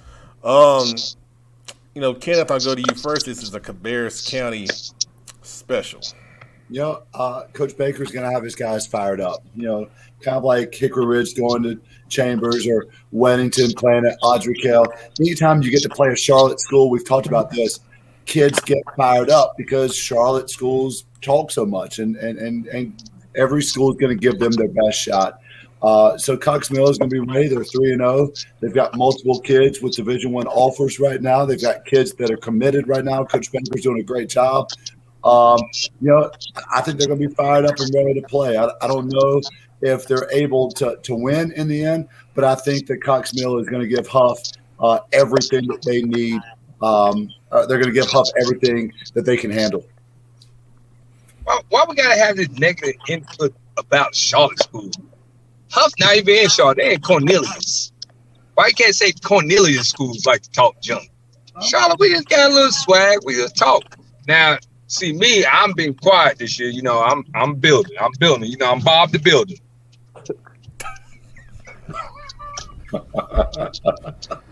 Our last game in the Blitz is South Point at Shelby, which just came together. We talked Like about on it a South little earlier. Point. Hell yeah, nation. So I always do it because Webb here. Hey, Webb, they said in the chat, South Point by 17. Good gracious. Come on, Webb. all right. So what are our thoughts on South Point at Shelby? Let me just say this. I'll start off. Kudos to both of these schools for being willing to step this game up, man. For North Carolina schools with the crazy way they're doing the playoffs this year, it's actually a benefit to Shelby to play a team like South Point out of South Carolina. Regardless of what the outcome is, it's better for Shelby for playoff seedings to play South Point than it would be for them to play some knucklehead school out east. And here's the other thing we know. Shelby wasn't going to get a whole bunch of North Carolina schools calling them up. Well, I've talked about that a minute ago. So kudos to both coaching staffs putting on a huge game on a Wednesday, 2 days before the game in week 4. Man, shout out to both those schools. Absolutely. I haven't decided where we're going yet, producer. You look at this list; it's a hard decision. Don't go to Buford. That's Hey, I'm not going to Buford, man. I'm not going to Buford. Look, man, you're going to be able to see Chambers and Audrey Carroll and Charlie Chaplin and them anytime. You're only going to get one total experience, man. I'm telling you. Why? We can go to Shelby anytime too. Because the jungle experience ain't gonna be the same as any other game, man. You come to this South Point game, Crest game, or Burns game, any other game, it ain't gonna be the same. You throw in some chicken, you might convince us, man. Few buckets of chicken, we might. Hey, the first time you can't get, but look, you gotta work your way up like Joe. Like my boy Joe come to practice, he come to games, he everywhere, man. Joe is everywhere. All right. Well, I like Shelby. Well, hold on, Pep. Well, they said y'all don't lose by 17. Good, great. Hey, this is the thing though. Billups, man. You know, people looking at it. You know, they say, people say this ain't me talking. You know, yeah, I know. I'm gonna do a little. This ain't me talking. I'm Bob the Builder. I'm gonna do a little talking because I have to. But you got to. People looking at it like they say it's a 5A powerhouse versus little old Shelby, right? We really have nothing to lose. We just gonna gain something. We're looking at it as if it's a great opportunity for our guys, right? We truly don't know who we're gonna play next. So say we do compete or we lose by a touchdown, win by a field goal. If we don't play nobody else, the season they're gonna say they beat a 5A team of South Carolina. Because truly, we really don't know when our next talk to him. Well, with this COVID stuff, but all I know is this, man. I bleed Shelby. I'm from Shelby. Went to Shelby, man. We never going down without a fight. Hey, Webb. I'm gonna cut you off right quick. You do not have to tell nobody that you're from Shelby. We telling your accent where you from.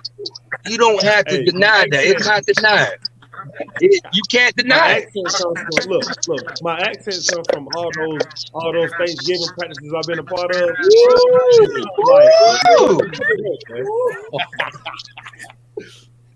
I'm just giving you a compliment. You don't gotta tell you from Shelby. When you talk, I'm like, hey, that boy from Shelby. But it's just one of those things, man. We still feel like people don't give us our respect because we're not on social media. Like, you know what I'm saying? We're not one of them teams that post all the time, or we don't post highlights because our coaches don't. Oh, so you ain't certified lover boy. Nah, we ain't taking no shots at nobody though because we love everybody. We respect everybody. But I know this is gonna be a better game than what people think it's gonna be. So hold on, Phil. I got a question. I got one more question. So are you Terrence Thornton or you Aubrey? Which one are you? We're more like Shannon Sharp over here, Shelby.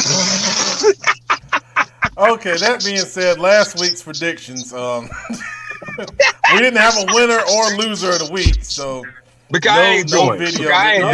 Well, you didn't. I feel like me and the engine tied for the winner. Well, you still didn't get no video. You got to be either a clear winner or a clear loser, and we ain't have none of that. Like I was. Right. Like Big Phillips was. That is correct. Yeah. All right. Predictions. Here's what we got. Webb, are you in on predictions? Yeah. Hey, yeah. Get me in. All right. Hey, Coming down the line. I know how to pick them, baby.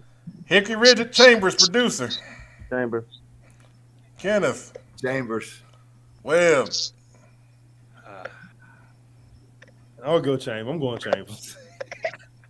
Illustrious. Oh, I'm going Chambers, but I know why he said that. Because the group chat. I'm sorry, Hickory Ridge, man. My boy, my man in DC, but Chambers just got too much. Man. I thought the backup. Hey, Joe. Hey, Webb. Just so you know, Joe said you Aubrey. Hey. All right, so I got Chambers as well in a clean sweep. All right, Weddington and Archie Kill, producer. I'm gonna go Archie Kell. Kenneth. Weddington. Webb. I'm going Weddington. Illustrious. You already know I'm riding with my boy Breon. We're going AK, baby. Let's go. This is a tough one for me, but I'm going to go with Archie Kill. I like him here. All right, Myers Park at Buford, Georgia. Producer. Hold on, let me check my notes on Buford. Oh Lord. Let's go Buford, man. Let's go Buford. Kenneth. The recruiting budget. Myers Park. Webb. I'm going with Buford. Illustrious. I don't even got to think about that. Buford all day. Give me Myers Park. All right, Blessed Trinity at Charlotte Catholic. Producer. Charlotte Catholic. Kenneth. The Pope's boys. Webb. I'm going Catholic. Illustrious. You know, I like getting blessings, but I'm still don't go Catholic. I'll take Catholic as well. And then Huff at Cox Mill. Producer. Oh. Kenneth. Webb. Illustrious. Bomb, I'm going Cox Mill, man. Ooh, okay. Well, Let's go, Bake. I'll take Huff. And then let's do a wild card game. South Point at Shelby. Producer. Let's go. You're wrong, Pat. Oh, a wild card. You know what? All right, no, I'm going. I'm gonna have some faith in my North Carolinians, man. I'm gonna go Almighty Shelby. Kenneth. I'm going with the Mighty S. Mighty S. Yeah. Who is that? You got to clarify. You got to clarify who you're talking about. I know who you're talking about. I'm going for my boys. Who is that? South Point. Moving forward. We need a clear answer. You didn't tell us about the wild card game. Caleb, hurt his feelings. Hey, he has to know. You still gonna get your tickets, man. Ain't no. Caleb hurt his feelings. I think he needs to know. South Point in a close game. Well, I don't even know why. You know who I'm going with. Hey, Shelby versus everybody, baby. We don't care who you are. Illustrious. You already know I'm going for them war, but I'm going for the bitch stallions. Them bitch stallions. He got going. Yeah. Oh man, I've been messing with him all day, man. I've been messing with him. Give me a score, Bill. Give me a score. I don't want to do that. I don't want to hurt your feelings, man. I need some bulletin board paperwork from my boy. I don't that. You know, well, a wise man told me when you get scored 50-0, you need to shut up and just say, "Hey, you don't do that."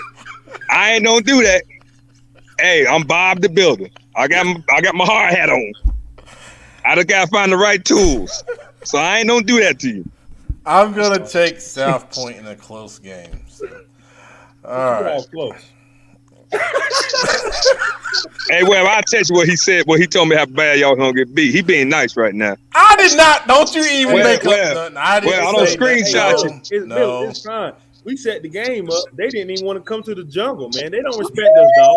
Oh, Lord. Hey, Webb, I gotta tell you what Pep told me. It was some shots being thrown at you, man.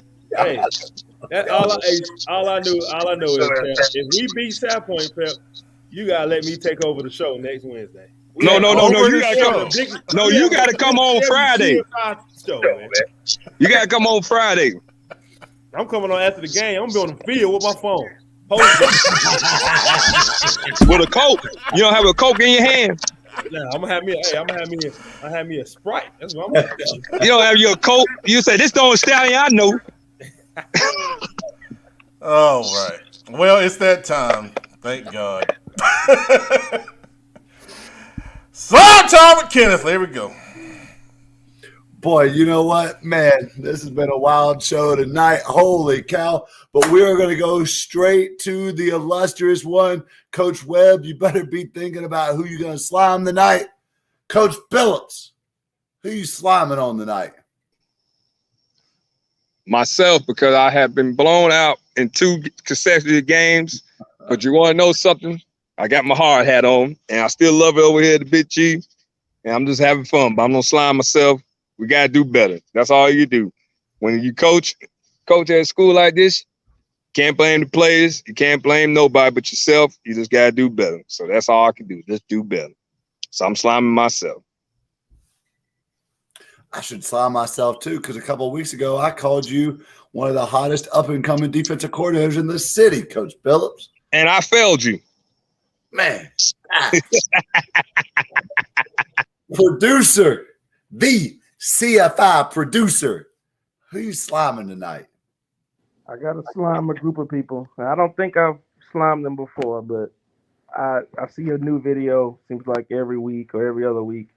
And I'm going to slime people who get on these airplanes with these different airlines and just act crazy for whatever reason. Fights, getting in fights with flight attendants.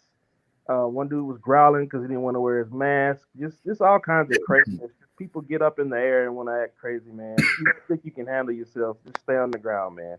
Ride the bus, ride the Greyhound, do something different, but don't get 25,000 feet in the air and just act crazy, man. It's just since COVID, and it's just more and more videos of people just acting ridiculous on airplanes, man. So if you can't behave yourself, stay on the ground, man. Gotta slime them all. As they get off the plane, I gotta slime them. Man, I was at the gym Monday night, and I was over here in the studio. He's probably 6'4", 220, 230, big joker. And he was telling his dudes about how earlier that day he had cussed out a woman employee who had asked him to put his mask on. And he goes, yeah, I told that bleep, bleep, bleep, right here's my bleep, bleep, bleep mouth, and bleep, bleep, bleep, bleep, bleep, bleep. I'm like, dude, you are 6'4", 220 pounds, and you're like 24 years old, and you are bragging to a group of men about acting a fool in front of a female? Get out of here with your weak, coward self, man. Coach Webb, please slime Coach Phillips. Who you sliming tonight? Hey, man, I'm sliming all of the Shelby haters, baby. Woo! Y'all say we duck smoke. Y'all say we won't play nobody. We got your game this Friday night, man. All I would tell the fans from South Point and all the haters around, with that cage lock, and you hear this noise, baby, you cannot run, baby. You cannot run once you hear this siren come on, baby. That means it's time. We coming. We hear the noise, baby, and we accept the challenge, man. Whoa, that is a football Friday night first. No guest Pep has ever brought his own sound effects. We just took this show to the next level. Coach Webb, that's what I'm talking about, Big Daddy. Welcome to the jungle. Pep, who you sliming on tonight? I'm sliming the show. If y'all 26 people still watching, I appreciate y'all. We went totally off the rails. It was not planned. It's hilarious, but I'm glad. If you came here for some real football talk, I did my best, but I failed you. I slimed the show. It's still funny, but I slimed the show, because if you want a real football talk, make sure you check out Between the Lines on Tuesday nights. on all of our channels on Instagram, Twitter, and Facebook. But you didn't get it tonight. But I hope you entertained yourself. I hope you enjoyed watching because it was fun doing it anyway. But the slime is all over the leader of this crew, Pep, man.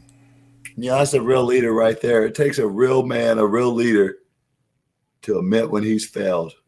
Pep, man, salute, my good sir. Well, I'm going to get serious here for a minute, and I'm going to slime a knucklehead that I didn't even know was still on television.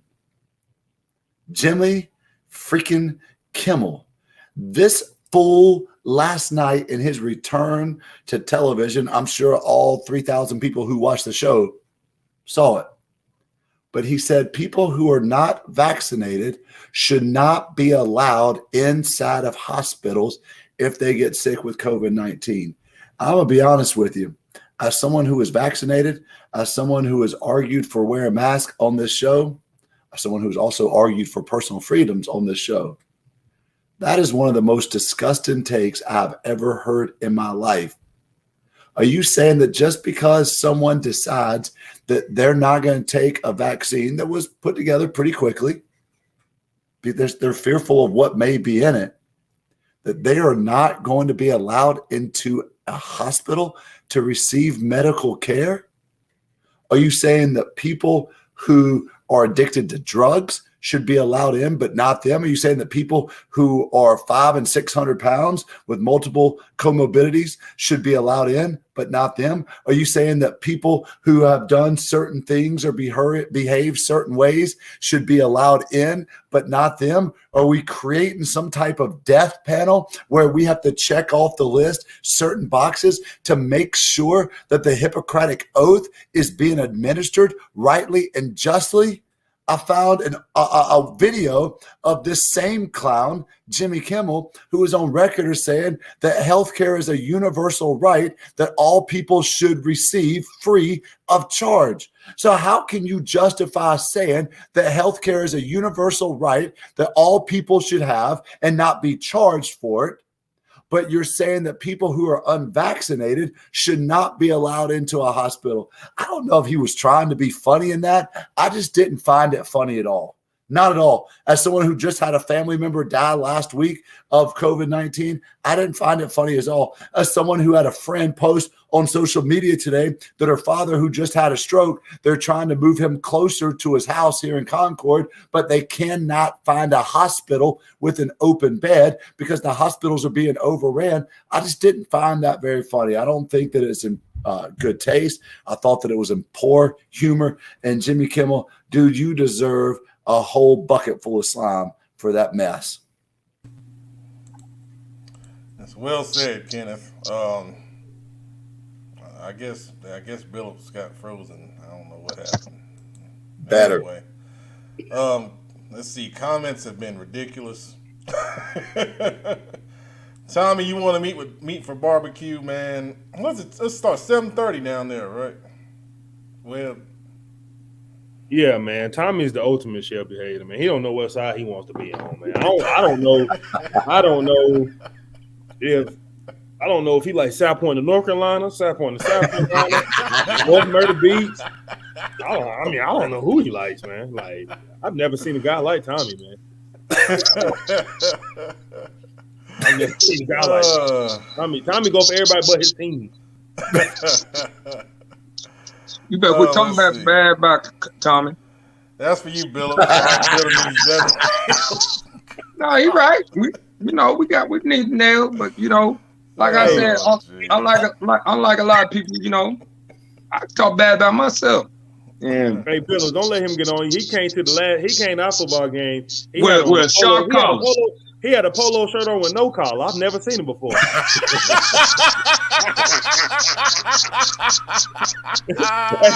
You had a mock turtleneck polo on. You talking about me? He had the buttons and like the collar was like real super thick, and, like the sleeves was long. Hey, he got his granddaddy shirt on. Talk about me. Talk about me, my nigga. I don't know if he was going to a business meeting or going to work on the house. I don't know what he was doing. Oh, he looked like a construction. He looked like he was going to after party. One of them meet me at 5 joints. It was his It was his Hey, it was his social shirt. To you in a month. Coach Phillips, what about the U? Hey, they're back.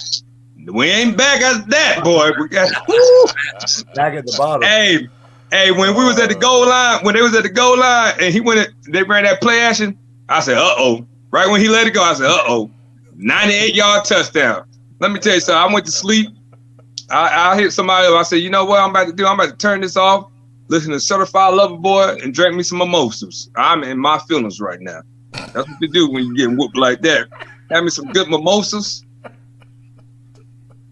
Hey, I don't want to, man, you made me mad playing. Boy, don't you ever play Bama ever again.